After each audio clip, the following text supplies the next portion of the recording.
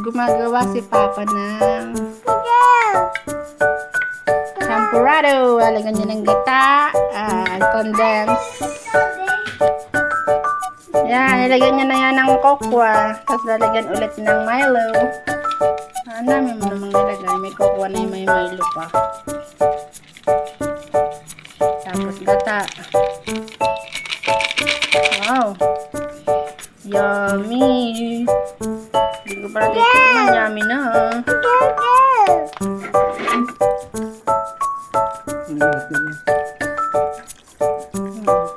Sarap yun. Pag yung lahat na. Wala nang kakangata.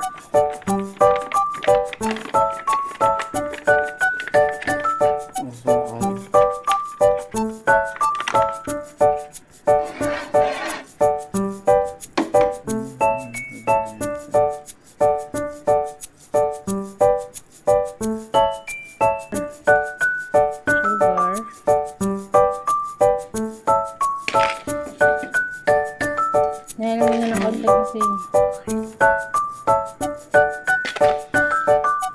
tama na, 5 kutsara. Mamaya pagkakulang at condense ka naman. Konting asin para may lasa.